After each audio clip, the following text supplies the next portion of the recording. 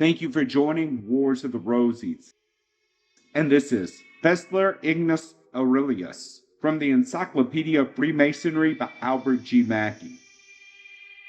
Fessler Ignaz Anrelius, a distinguished German writer and Masonic reformer who was born at Czurendorf in Hungary in 1756. He was the son of very poor parents. His mother, who was a bigoted Catholic, had devoted him to a monastic life, and having been educated at the Jesuit school of Raab, he took holy orders in 1772 and was removed to the Capuchin monastery in Vienna.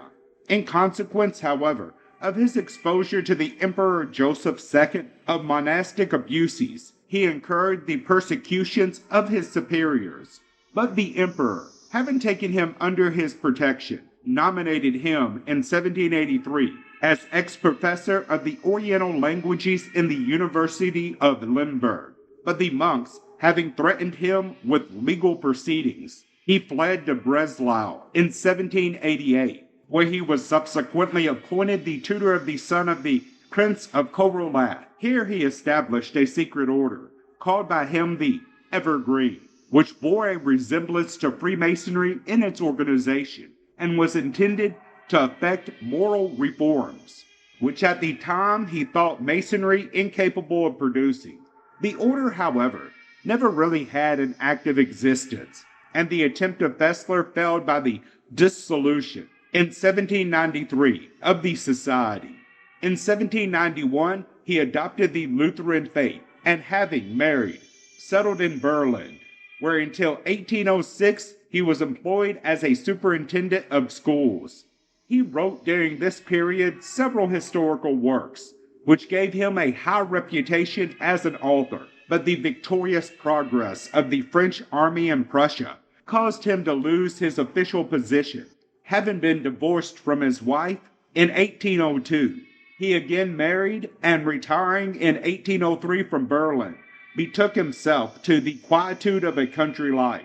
Becoming now greatly embarrassed in pecuniary matters, he received adequate relief from several of the German lodges, for which he expressed the most lively gratitude. In 1808, he accepted the position of a professor in the University of Petersburg, which, however, he was soon compelled to relinquish in consequence of the intrigues of the clergy, who were displeased with his liberal views. Subsequently, he was appointed superintendent of the evangelical community over 9 Russian departments and ecclesiastical president of the consistory at Laratov with a large salary.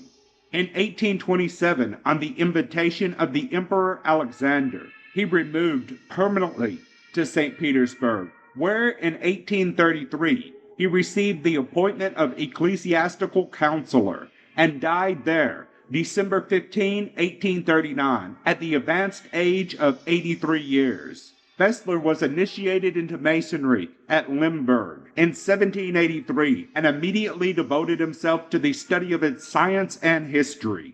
In June 1796, he affiliated with the Lodge Royal York Swaffwanschaft in Berlin, and having been made one of its Sublime Council, was invested with the charge of revising and remodeling the entire ritual of the Lodge, which was based on the high degrees of the French system. To the accomplishment of this laborious task, Fessler at once, and for a long time afterward, devoted his great intellect and his indefatigable energies.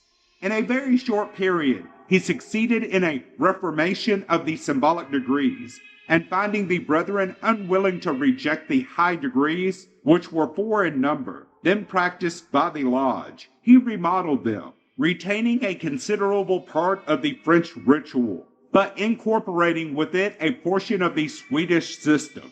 The work thus accomplished met with general approbation. In his next task of forming a new constitution, he was not so successful, although at length he induced the Royal York Lodge to assume the character and rank of a Grand Lodge, which it did in 1798, with 7 subordinate lodges under its obedience.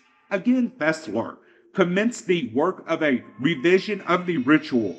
He had always been opposed to the high degree system. He proposed, therefore, the abolition of everything above the degree of master.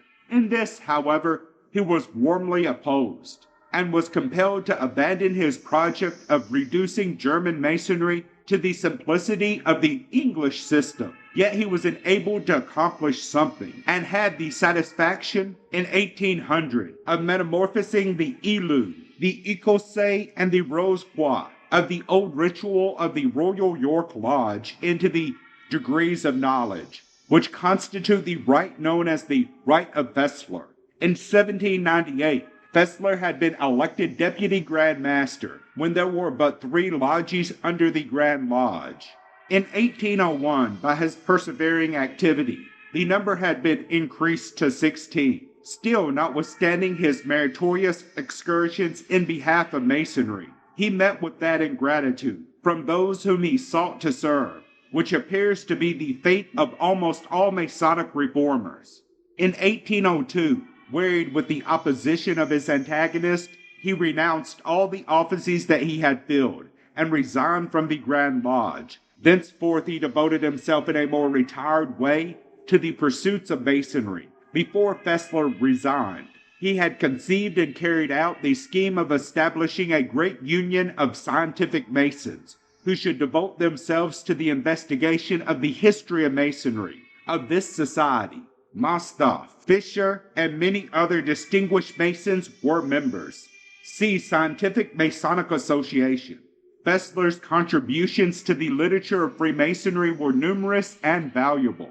His chief work was an attempt to furnish a critical history of Freemasonry and the Masonic fraternity from the earliest times to the year 1802. This work was never printed, but only sold in 4 folio manuscript volumes at the price of £30 to persons who pledged themselves eventually to return it. It was a mistake to circumscribe the results of his researches within so narrow a field, but he published many other works. His productions were mostly historical and judicial, and made a great impression on the German Masonic mind. His collected works were published in Berlin from 1801 to 1807, but unfortunately, they have never been translated into English. The object of all he wrote was to elevate Freemasonry to the highest sphere of intellectual character. Thank you for watching, and please don't forget to share, like, subscribe, and comment. And if you can, please consider donating to Wars of the Rosies. Links to PayPal and Patreon are in the description. Thank you so very much.